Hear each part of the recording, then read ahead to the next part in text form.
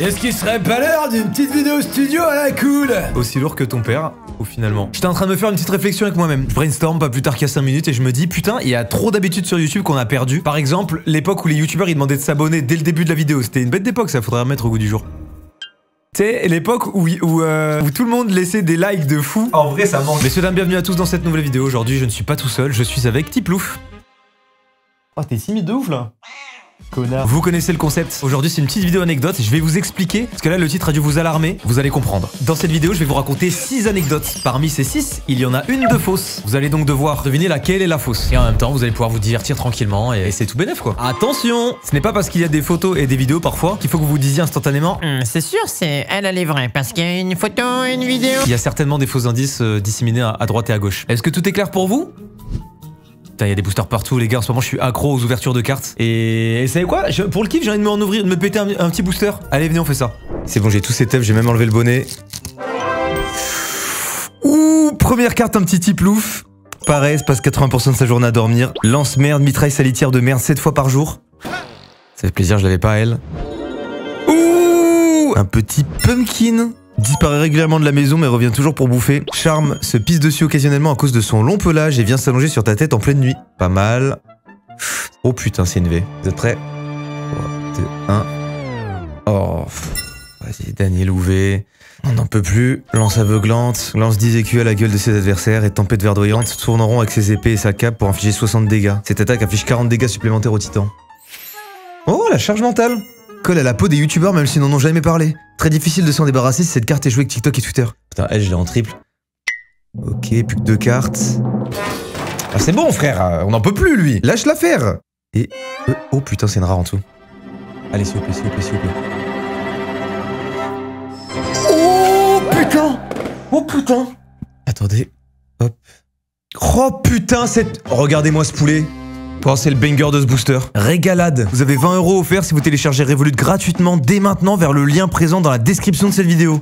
Alors là, je ne demande qu'à voir. Je déroule la description en vitesse. Ah ouais? Putain. Ah non, c'est vrai. Comment ça, vous me croyez pas? Allez voir par vous-même. C'est technique, ça. Jamais utilisé encore. Et tourbillon grotesque. En vous inscrivant en Revolut, ça vous fait d'office participer à un tirage au sort pour tenter de gagner 5000 €. Heureusement, j'ai tout l'historique de la carte Revolut, donc laissez-moi vous en parler. C'est l'une de mes cartes préférées parce qu'elle a une histoire de ouf. En gros, Revolut, c'est une banque en ligne que vous allez adorer. Tu te crées un compte gratuit en 5 minutes, t'as aucune obligation de l'utiliser, tu peux juste tester et voir si ça te plaît. Et après ça, vous avez la possibilité de choisir une carte gratuite. Ou comme la mienne, c'est une carte métal qui vous offre plein d'avantages en plus. Revolut, c'est 50 millions de clients dans le monde. Et en France, ils ont été élus banque la moins chère pour les jeunes. Et c'est tout simplement l'application bancaire la plus téléchargée. Un avantage unique avec Revolut, c'est que vous pouvez recevoir des intérêts sur vos économies tous les jours. Concrètement, ça veut dire que vous mettez le montant que vous voulez sur votre compte épargne Revolut. Ça peut même être 1 €. Et tous les jours, Revolut vous paye de l'argent, des intérêts, sur cette épargne. C'est les seuls sur le marché à proposer ça. C'est un peu une petite révolution. Ouais, c'est pas le jeu de mots de l'année, mais c'est ça fait pas. Que dire de plus, à part c'est trop stylé. J'ai oublié de le préciser, mais vous pouvez aussi retirer votre argent à tout moment, vraiment instantanément. Bon, ça paraît logique, mais je le précise quand même. Autre atout, si vous aimez voyager, vous cumulez des points à chaque fois que vous utilisez votre carte, qui peuvent ensuite vous servir pour obtenir des réductions sur plus de 30 compagnies. Et une fois arrivé à votre destination, non seulement vous n'avez pas de frais sur vos paiements, mais vous aurez accès aussi à des taux de change ultra compétitifs. Dernier point, pas des moindres, vous pouvez aussi accéder à une eSIM dans le pays de votre choix directement sur l'application pour éviter les hors forfaits. Donc voilà, encore une fois, si jamais vous êtes intéressé, vous pouvez télécharger Revolut directement en cliquant sur le lien qui est présent en première ligne de description. C'est gratuit, vous gagnez 20 € et ça vous fait d'office participer à un tirage au sort pour 5000 €. Foncez. Merci Revolut et place aux anecdotes. Ça fait 9 ans que je fais des vidéos sur internet et au début je montais moi-même mes vidéos. Du coup ce que moi je tournais, il y avait que moi qui le voyais. C'était un peu mon moment intime avec moi-même, je sais pas comment expliquer mais bref. Puis un jour, je travaille avec mon premier monteur, Sam pour ceux qui connaissent. Et pour la première fois, ce que je tourne actuellement, c'est pas moi qui vais le monter, c'est lui qui va avoir les rushs vidéo, on appelle ça comme ça. Et ça me stresse parce que je me dis putain, tout ce que je vais faire est là en sa possession et c'est gênant un peu quoi. Une vidéo sans montage c'est vite cringe. Par exemple si je décide de péter sur Tiplouf avec un rire d'antagoniste. Ça peut être gaulerie, mais sans le montage, ça donne ça. Ok, je pète sur Tiplouf en rigolant. L'idée, c'est que je vais pas péter pour de vrai, donc tu rajoutes un prout au montage, en mode un truc bien gras et long. Et moi, je fais juste le rire d'antagoniste. Putain,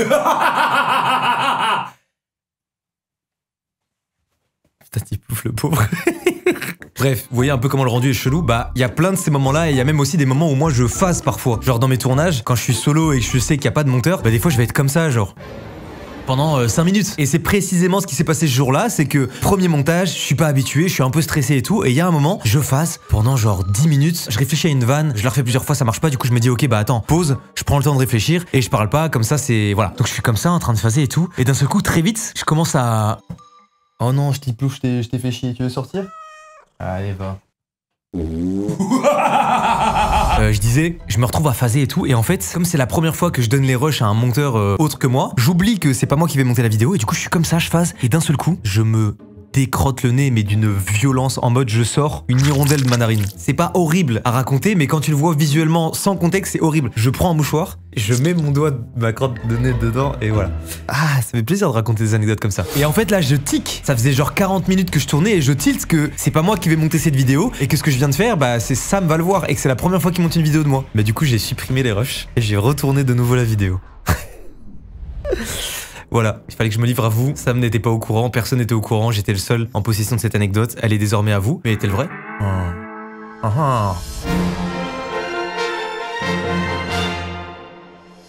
Cette anecdote, elle se passe en 2 temps. Il y a de ça quelques années, je crois que c'était en 2022, pour fêter les 4 millions d'abonnés, je retourne à Saint-Dizier et je vous fais un petit vlog. Je rentre pas tout seul, je rentre avec Actuan, Pozo, etc. Et pour fêter l'occasion, on loue pour la première fois une villa trop stylée dans un village qui s'appelle Chancenay. Tout se passe pour le mieux et tout, franchement, on passe un bête de moment et tout ça. Il y a une piscine, il y a un bain nordique, il y a un sauna, il y a tout. Il y a un jeu d'échecs grandeur nature, on se régale. Ça dure une petite semaine, puis on rentre tout chez nous. Et puis, je sais pas, quelques jours après, je reçois un SMS du propriétaire du Airbnb qui me dit Salut Théo, ça va mon gâté? Pas du tout ça, c'est un vieux de 60 ans. En gros, ce qu'il me dit, c'est vous avez endommagé ma piscine, j'ai fait estimer le coût des réparations et elle s'élève à 6 000 €. Merci de me faire le virement incessamment sous peu. Cordialement, un gros fils de... Moi, je suis un peu surpris sur le moment. Évidemment que je me doute que mes potes ne sont pas les fautifs, mais dans le doute, je dis vas-y, on va voir. Je leur demande, tout le monde est choqué, que ce soit du prix que le mec me demande ou même de l'info. Et donc, je réponds à ce monsieur, écoutez, je pense qu'il doit y avoir une erreur ou alors c'est peut-être les gens qui étaient là avant nous, mais c'est pas nous. Et il me dit, bah écoutez, malheureusement, je veux bien croire en votre bonne foi, mais moi, je me retrouve avec une piscine morte, donc il faut que je fasse le nécessaire. Et en fait, il existe un service qui s'appelle Aircover, qui est un service de Airbnb, qui est là justement pour protéger et le propriétaire et en même temps pour protéger les gens qui louent le Airbnb. Donc on fait appel à eux et tout ça. Et en gros, ça se solde cette situation en je ne paye rien et c'est Aircover qui prend tous les frais. Plus aucune nouvelle du propriétaire et tout. Et je suis en mode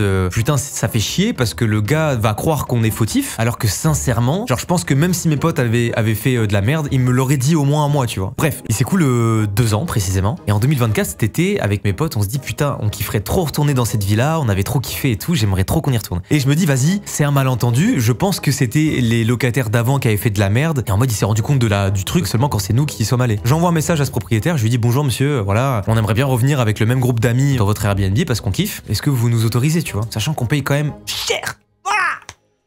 Et le gars nous dit aucun souci, y a pas de souci, venez. On est trop content et tout, on se dit putain let's go, le retour dans la villa, ça va être trop bien et tout. On s'installe, le proprio nous accueille et tout. Nous on avait un peu peur qu'ils nous prennent, tu sais, qu'ils soient méfiants ou autre. Moi au début je veux filmer carrément, tu sais, pour faire preuve de bonne foi et tout. Il me dit non mais ça sert à rien. Ok, on s'installe, on reste une semaine pareil. Et arrivé la 5e journée ou la 6e journée, on joue au foot. Et malheureusement, il y a un de mes potes, en tirant un peu trop fort dans le ballon, il casse un lampadaire extérieur. Un tri-lampadaire, un peu vieillot mais fonctionnel, qui était à côté de la piscine. Et en gros mon pote, en tapant trop fort, il a cassé une des 3 lampes du lampadaire. Du coup moi je vois ça, je me dis je vais me faire ouvrir en 2 parce que le gars c'est moi qui réserve et c'est moi qui essaie de le convaincre à chaque fois. Du coup premier réflexe qu'on a c'est d'essayer de constater les dégâts. On voit que l'un des tri-lampadaires est cassé et même que le lampadaire en lui-même il penche un peu. Du coup bah on commence à se dire ok on va essayer de le réparer. On regarde au sol au niveau des vis, on revisse, hop le lampadaire revient un peu droit, ok. On se dit bon il faut qu'on aille acheter une ampoule, on regarde les autres ampoules, on regarde le tri-lampadaire et on se dit bon bah on va essayer de tout racheter et tout rafistoler puis ensuite on lui dira ce qui s'est passé. On essaye de tout rafistoler et tout, ça marche pas. Donc on se dit bon bah dans tous les cas attendons-le et puis on va voir comment ça se passe. Il arrive, on lui explique ce qui s'est passé, très compréhensif et tout, il dit bah écoutez ça arrive, y a pas de souci, c'est comme ça. Moi ce que je lui propose c'est de lui racheter le lampadaire en entier, il est d'accord et donc bah, on lui demande de nous donner la facture de ce lampadaire ou alors de nous trouver l'identique et donc auquel cas on lui rachète. Il dit qu'il y a pas de souci et tout ça. Le lendemain, dès le matin, j'ai un SMS qui me dit bon j'ai pas réussi à retrouver la facture et malheureusement le lampadaire est plus dispo nulle part donc voici l'équivalent quasiment exact. Je clique sur le lien, je commence à regarder un petit peu le lampadaire et en fait il a rien à voir avec celui que lui avait de base, c'est-à-dire que son lampadaire qu'on a pété c'était un truc en plastique qui faisait genre 2 mètres de haut. Et là, c'est un beau tri-lampadaire en acier inoxydable, 2,70 m de haut, bien imposant, bien majestueux. Et je suis en mode, bah... Monsieur, 5 fois plus cher. Je tape tri lampadaire extérieur sur Google. Premier lien, son lampadaire à l'identique pour 80 €. Donc je lui envoie bonjour monsieur. Bah écoutez, je crois que j'ai trouvé votre lampadaire à l'identique parce qu'on avait pris une photo. Est-ce que ce serait pas celui-ci? Je lui envoie le lien et il me répond non, c'est pas mon lampadaire. Pas de bol, on avait pris en photo le lampadaire, du coup on savait que c'était son lampadaire, et qui plus est, on savait bien aussi que son lampadaire faisait 2 mètres, parce qu'on avait mis Thomas à côté pour je ne sais quelle raison, et il fait la même taille que le lampadaire. Donc, arrête de me faire croire que ton lampadaire de 2,80 m, c'est l'identique de...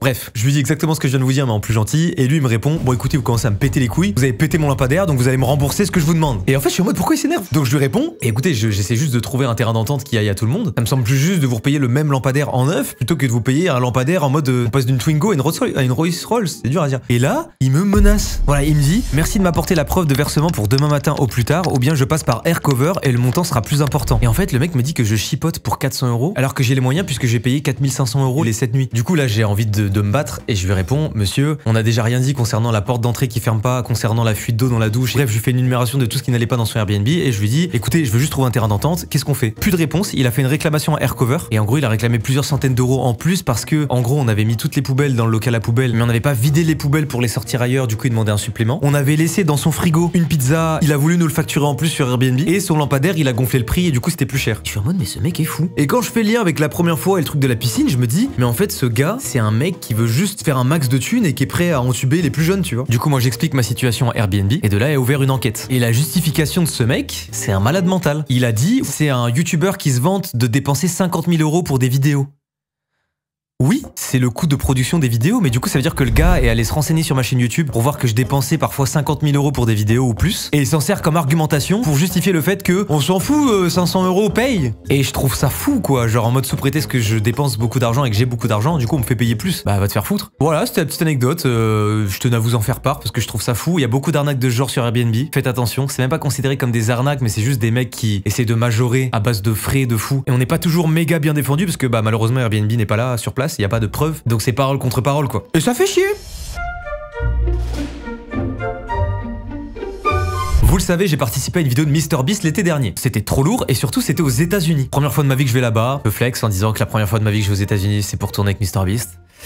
Ouais, on n'a pas le même, on a clairement pas le même planning quoi. Et quand on voyage aux États-Unis, il faut faire son ESTA. Cette fois-ci, je me suis pas fait avoir comme au Costa Rica à l'époque. Toute la production s'occupe de prendre mes billets, etc. Ce qui fait que moi concrètement, je dois me présenter à l'aéroport quelques heures avant que mon vol décolle. J'arrive au présentoir, petit stress parce que je me dis putain, j'espère que cette fois-ci je passe. Tout va bien, tout est en règle, je peux voyager. Donc on a quelques escales une fois arrivé aux États-Unis, notamment une escale, putain je sais plus où c'était, mais ça sera écrit ici. J'arrive à la douane américaine et moi, on m'en avait pas dit du bien, parce qu'apparemment ils rigolent zéro. Le problème dans tout ça, c'est que moi je suis une queue en anglais et ça paraît méga suspect d'arriver et de dire salut, je viens tourner avec MrBeast.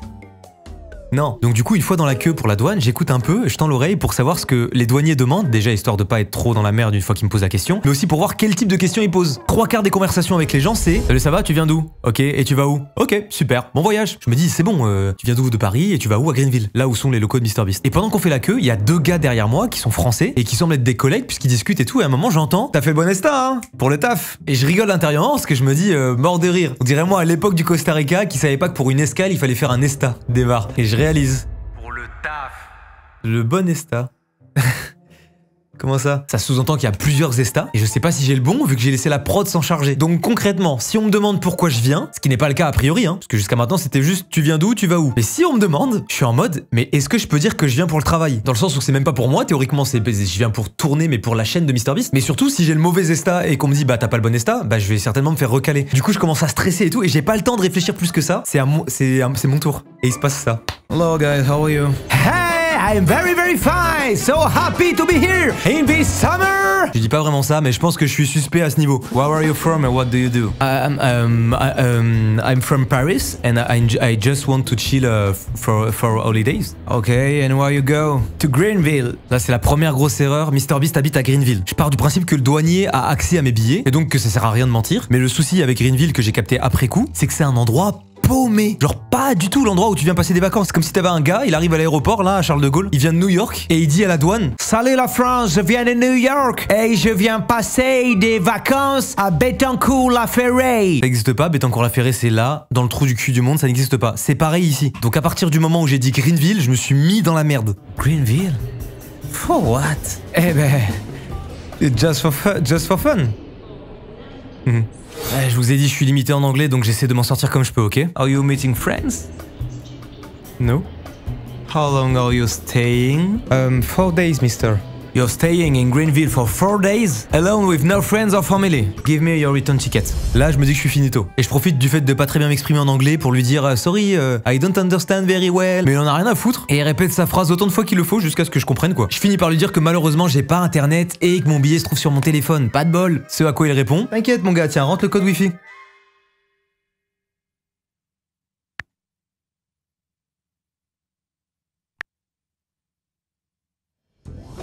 Je finis par avoir accès à internet, je vais sur la conv prod MrBeast parce que c'était comme ça sur WhatsApp et je clique sur la photo de mon billet qui m'avait été transmise via la conv. Je précise, je clique dessus pour la mettre en plein écran sur mon téléphone mais du coup je suis sur la conv. Puis je montre au mec et je dis voilà mon billet retour quoi. Et là chose inattendue, le mec me prend mon téléphone des mains. Il swipe la photo vers le bas et il se retrouve sur la conversation avec la prod. Du coup il voit la conv et il voit qu'on m'a pris mon billet. Et là il me dit Who took your fucking ticket? Friends? Et là c'est finito pour moi. Le Denis prend mon passeport, il met ça dans une boîte orange fluo, il passe un coup de fil, il y a 2 espèces de militaires ou flics qui arrivent armés et je me fais escorter par les deux avec 2 AK-47 braqués sur moi et ils me foutent dans une salle en mode interrogatoire. Et je me dis je suis dans un bourbier, comment je fais pour me sortir de là? Et là pendant l'interrogatoire je me dis je vais juste être honnête et dire la vérité. Du coup je sors l'appli Google Trad et je leur explique tout. Les gars m'écoutent parler et tout, je leur montre carrément les conversations, je leur dis même les DM et tout. Et ils me disent c'est bon, fallait le dire plus tôt, vous pouvez y aller. Ah ouais. J'ai raté mon vol et ma valise elle est partie, Anna elle a pris le vol pour le coup. Je me suis juste mis un coup de pression devant la douane pour rien. Voilà l'histoire. Du moins si elle est vraie. Eh oui, on perd pas de vue le concept s'il vous plaît. En plus d'être parti aux États-Unis cette année, je suis aussi parti au Japon. Et dans ce fameux voyage, j'ai fait un truc que je voulais faire depuis des années. Je suis allé voir un match de baseball sur place. Et je suis pas allé voir n'importe quelle équipe. Je suis allé voir les Giants, qui est l'une des équipes favorites au Japon. Donc j'étais trop content. Je suis reparti avec mon petit maillot et tout. C'était trop lourd. Et pendant ce match, il y a, vous savez, à la mi-temps, les espèces d'entractes là. Et en fait, je savais pas qu'au baseball, c'était un peu comme à la NBA. Ils font des espèces de mini-jeux. Il y a une mascotte qui vient, qui fait une choré. Il y a des pom-pom girls. Et ils font un jeu que j'adore. C'est, vous savez, quand ils vont chercher quelqu'un dans le public et ils l'associent à un sosie. Et en fait, ils commencent à faire ça dans tout le public. J'étais avec ma copine à ce moment-là et je suis en mode putain, il y a un monde où je peux peut-être passer parce qu'en vrai au Japon c'est con mais mine de rien il y a pas beaucoup de noirs, de métis et tout. Et je me dis il y a un monde où peut-être je passe, tu vois. Du coup je suis un peu hype. Donc j'essaye de faire des coucous et tout. Enfin il y a plein de gens qui commencent à faire des coucous. Donc ça commence et donc ils mettent un gosse qui ressemble à Shin-chan, ça fait rire tout le monde et tout. Ils ont des refs un peu bien à eux. Et là les gars il se passe ce que j'attendais depuis le début, je passe à la caméra. Et en gros ça se fait toujours de la même manière, c'est ils affichent d'abord la personne et ensuite ils associent le personnage fictif à qui tu ressembles, tu vois. J'apparais à la cam, je suis trop content, gros sourire, je fais ça et tout. Tout le monde rigole dans la salle parce que ça fait gaulerie et tout. Et là ces gros bâtards, ils mettent Tahiti Bob. À l'époque, j'avais encore ma coupe afro, j'avais pas les tresses, j'avais pas les locks. Je vous le fais passer comme ça, mais oui, j'ai fait des locks. C'est en projet, il faut que ça pousse. Donc j'avais l'afro et ils me mettent Tahiti Bob. La salle explose, ça me fait rire aussi. Et c'était un peu du rire en mode c'était un peu comme quand tu te fais harceler au collège, c'était en mode les gars, trop marrant de me vanner.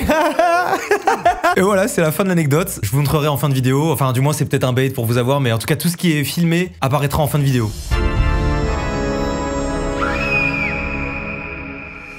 Vous êtes pas sans savoir que sur l'année 2024, on a tourné une bête de vidéo, et je le dis très modestement, on a tourné 48 heures en enfer. Vidéo qui s'est passée du coup sur 48 heures, et en fait quand on tourne ces vidéos, il faut savoir que, autant avant quand on avait nos tournages, c'était facile pour nous de passer un peu incognito, mais maintenant quand on réserve un gymnase 48 heures, c'est-à-dire qu'il est allumé jour et nuit, ça intrigue un petit peu les gens. Et ce qui s'est passé pendant le tournage 48 heures, c'est qu'en fait, la première nuit, il me semble, on s'est fait repérer par des abonnés. Mais ne me prenant pas pour une énorme star, j'avais pas forcément prévu de sécurité, et c'est là où j'ai fait une erreur en fait, parce que ce qui s'est passé, c'est que ça a commencé à nous filmer, et donc là non seulement les gars spoil parce qu'ils filment et ils mettent ça sur TikTok, mais en plus de ça, il se passe un truc un peu inattendu, ils commencent à pourrir la vidéo. En fait, ça commence à taper super fort aux carreaux et aux portes du gymnase, mais à un point où en fait, c'est pas vraiment qu'ils tapent, c'est qu'ils essaient de casser et les portes et les vitres, mais vraiment super fort. Et en fait, aux portes, ils viennent nous parler, et en fait, ils commencent à nous menacer de mort. C'est pas la première fois que ça arrive, vous le saviez, mais quand les gens étaient venus sonner chez moi, on m'avait déjà menacé de mort, au l'autre, on nous avait déjà menacé de mort. C'est un truc qui, en fait, autant les premières fois, ça fait un peu peur, parce que tu dis, wesh, qu'est-ce que j'ai fait, pourquoi? Là, ça m'énerve, en fait. Je suis pas le seul, actuellement aussi, ça l'énerve, on a envie de se battre, en fait. Sauf que le problème, c'est qu'on sait pas combien ils sont dehors, mais ils sont nombreux, et on est en train de tourner une vidéo, donc pour le moment, dans l'instant T, on va juste tourner notre vidéo, parce qu'elle a quand même coûté pas loin de 100 000 €. Et parce que c'est pas le but de rentrer dans leur jeu, seulement ils tapent fort quoi. Et en fait on commence à se dire mais imagine ils pètent une vitre, on doit couper la vidéo et y a pas de vidéo tu vois. Et en fait ils ont fait ça toute la nuit et ils sont revenus le lendemain après-midi et nous on a essayé de tourner tant bien que mal. C'était trop chiant et comme ils étaient de plus en plus nombreux parce que du coup après le mot se passe et les gens disent ils sont en train de tourner là-bas et tout. Ce qui s'est passé c'est que on a été obligé d'appeler de la sécurité et pour se faire évacuer à la fin de cette vidéo on a dû partir en fourgonnette. Tout ça est filmé, il y a des rushs de quand on a des menaces de mort et tout, je vous montre tout en fin de vidéo. À moins que ce soit l'anecdote fausse. Bref, pour finir, du coup on se fait escorter en fourgonnette, totalement illégalement, hein, parce que du coup on est vraiment 8 à l'arrière, puis on a dû un peu se dépêcher parce que bah comme les mecs voulaient nous tuer, fallait mieux pas traîner. On se fait évacuer, on roule assez vite et assez longtemps parce que eux aussi ils étaient véhiculés. On descend à un endroit et en fait quand on descend de la fourgonnette, la police qui passe à ce moment-là.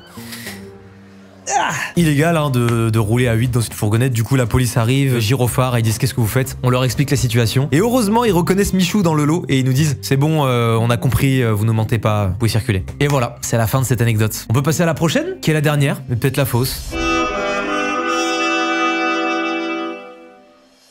Pour ceux qui ont suivi un petit peu mon documentaire qui a retracé toute l'année 2024, dans cette vidéo, je vous ai dit que j'avais un tout nouveau local. D'ailleurs, j'en profite, je vais faire une FAQ, pas tout de suite, parce que j'attends que le local soit terminé, mais si jamais vous voulez me poser des questions, que ce soit en lien avec le local, ma vie, peu importe, vous pouvez les poser dans l'espace commentaire de cette vidéo, comme ça je pourrai répondre à vos questions. Mais donc du coup, nouveau local, et qui dit nouveau local dit décoration, et je vais me faire un petit plaisir. Pas des moindres, je vais me prendre une statue grandeur nature de Zoro. Elle est belle, hein? Les images du prix. Il est beau, hein? Bah justement, des statues grandeur nature de Zoro, il y en a pas des 1000 et des 100. Du coup, quand je veux m'en prendre une, je réfléchis à 2 fois. Je regarde tous les sites, je m'assure que tout soit crédible et tout, et je tombe notamment sur un site. J'arrive sur le site, c'est un site spécialisé qui a plein de statues et tout grandeur nature, quasiment tout à 10 000 €, il y en a qui valent 20 000, il y en a qui valent 5 000. Mais la statue de Zoro que je veux en question et que je vous ai montré, elle est sur le site, et malheureusement, elle est en rupture de stock. Et je suis en mode, ah putain, fait chier et tout, c'est le site qui m'a l'air le plus fiable. Le site est beau, bien présenté, sécurisé, il y a le petit logo au-dessus là, sécurisé. Je regarde les avis, que des avis positifs, je suis en mode, putain, c'est chiant et tout. Ce qu'on fait, c'est qu'on contacte le gars et on lui dit excusez-moi, est-ce qu'à tout hasard vous auriez la statue comme par magie en stock, tu vois. Le mec on l'a au téléphone et il nous dit bah voilà, on n'a pas la statue dans nos locaux à nous, mais c'est une statue qui provient du Japon. On a notre fournisseur qui peut nous en fournir une. Si vous voulez, on peut vous la commander. Juste voilà, elle va mettre un peu de temps, elle va arriver d'ici 1 mois. L'appel se cut et en l'espace de 5 minutes, on passe sur le site de en rupture de stock sur la statue de Zoro à en stock, livrable sous 4 à 8 semaines. C'est bizarre, non? Mais je m'y connais pas, tu sais, c'est assez atypique comme vendeur en fait. C'est un vendeur de statues grandeur nature. Donc je me dis, bah ouais, peut-être qu'il met que ce qu'il y a en stock dans son local à lui, et sinon il met en rupture de stock. Enfin, je sais pas, tu vois, je suis en mode, bon, puis il doit pas avoir tant d'acheteurs, donc je me dis en soi, ça me paraît pas incohérent, tu vois. Mais quand même, c'est bizarre. Donc ce qu'on fait, c'est qu'on commence à faire des recherches sur ce mec. On a son nom, son prénom, et on trouve toutes ces infos. On a le numéro de sirette, le numéro de sirène, on a l'adresse de son siège social, on a son nom, son prénom. Ça fait 12 ans, je crois, il a la société, un truc comme ça. Tout est en ordre, tout est d'actualité, tout est crédible. On va voir l'adresse du siège social. Il est à Nantes, il a un local avec son entrepôt et le logo dessus. Je suis en mode bon, a priori tout est safe, tu vois. Du coup, je me dis bon bah, commandons la statue. Pas d'avis négatif sur internet, rien. Je commande la statue et il me dit nickel, j'ai bien reçu le paiement de 10 000 €. On fait au plus vite pour la statue. C'était pendant les vacances d'été dernier. Il s'écoule 1 mois, puis au bout d'1 mois, pas de nouvelles. J'appelle, pas de réponse. Oh. Ok, on va laisser un mail. Bonjour, monsieur. Où en est la statue? On n'a pas de nouvelles de votre part. Vous en êtes où? On envoie le mail et pas de réponse. Et c'est cool 1 mois de plus. Et putain, on appelle souvent et oh, y a jamais de réponse. Et au bout d'1 mois, donc là on est au mois de septembre, on a commandé en juillet, on reçoit un mail qui nous dit hello, désolé, on était tous en vacances, la statue s'est fait arrêter à la douane japonaise. Aïe aïe aïe aïe aïe. Donc on est en train de faire le nécessaire pour la rapatrier le plus vite possible en France. On est sur le coup la team. Je suis rassuré, le mec me répond, donc en vrai je suis en mode bon, ça fait chier mais vas-y ça peut arriver, tu vois. On répond ok, pas de souci, tenez-nous au courant. C'est cool 1 mois. Je suis en mode la douane elle veut pas lâcher la statue. Et la douane c'est comme un youtubeur qui fait trop de fois le même concept et elle veut pas lâcher. Du coup au bout de ce mois on renvoie un mail, salut, hey, t'as des nouvelles ou pas? Ça fait 3 mois on a commandé là frérot. T'avais dit 4 semaines de délai, pas de réponse. Il s'écoule encore 1 mois. Et là, il nous renvoie un message, donc on est en novembre, je crois. Il nous renvoie un mail et il nous dit on est vraiment désolé des délais, on a bien reçu la statue, mais elle a été endommagée. Il nous envoie une photo. Et la photo, elle est crédible de baiser, je vous la mets là. Et du coup, il nous dit bah il y a 2 solutions, soit on la renvoie au Japon, soit on fait appel à un service de restauration. Et il dit qu'il travaille très régulièrement avec un service de restauration. Et normalement, en 1 semaine, c'est fait. Go faire avec le service de restauration et puis tu nous envoies la statue. Elle a perdu pour perdu, moi j'en ai plus rien à foutre. À la limite, redonne-moi juste la tête de Zoro et puis on en parle plus. Et il dit dans 1 semaine, je vous l'envoie. On attend 1 semaine. Toujours rien. Bon là je sors les grands moyens. Je dis bon écoutez, si on n'a pas la statue ou des nouvelles de votre part d'ici quelques jours, semaines, on fera le nécessaire juridiquement parlant pour que vous soyez dans le caca. On lui dit vraiment ça mot pour mot, avec un peu plus de forme. C'est cool, plusieurs semaines, pas de nouvelles et tout. Du coup bah on envoie une lettre de mise en demeure, pas de réponse. Une deuxième, pas de réponse, on porte plainte. Voilà, moi j'en ai plus rien à foutre. Tu mets les avocats sur le coup et maintenant tu pèses ta mère. Du coup bah on porte plainte, les avocats sont sur le coup, la police aussi, et en fait ni la police, ni les avocats, ni les lettres, n'a de réponse. Le mec fait le mort. Bah là on est aujourd'hui, à l'heure où je tourne cette vidéo, le 20 janvier, toujours pas de statut, toujours pas de nouvelles. Et moi en fait le temps passe et tout, et je suis en mode putain ça me casse les couilles parce que bah j'ai bien été débité depuis juillet, fils de pute, et ma statue elle est toujours pas là. Et en fait on commence à se poser des questions parce que ne pas répondre à des lettres juridiques où tu portes plainte, je suis en mode putain c'est chaud quand même, tu vois. Et on commence à envisager le pire, on se dit mais imagine le mec a des gros soucis de santé, voire même pire il est mort. Sauf qu'à un moment je réfléchis, je me dis mais attends, chaque fois qu'on appelle le mec, ça sonne. Ça veut dire qu'il recherche son téléphone ce fils de pute. Ou alors ça veut dire il est mort et il a laissé son téléphone branché. Bref, je suis en mode c'est bizarre, tiens, je vais essayer de l'appeler ce fils de pute pour voir s'il répond.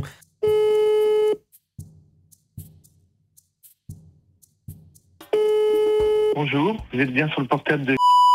Eh, baisse ta mère, baisse ta mère. Pas de nouvelles depuis, et cette situation me rend fou parce que je me dis mais c'est fou, si c'est un arnaqueur, le mec est trop fort. Et de là, je me dis tiens, je retape de nouveau le nom du site pour aller voir les avis et tout. Et je tombe le 28 décembre 2024, donc il y a pas si longtemps, il y a moins d'un mois carrément, sur un commentaire qui dit « Attention, site usurpé, 3000 € et je n'ai jamais vu ma statue. Ils ne répondent aux messages et aux appels qu'au début. J'ai eu la confirmation qui me dit bien que la société est fermée et qu'il y a usurpation. » Je me suis fait scam.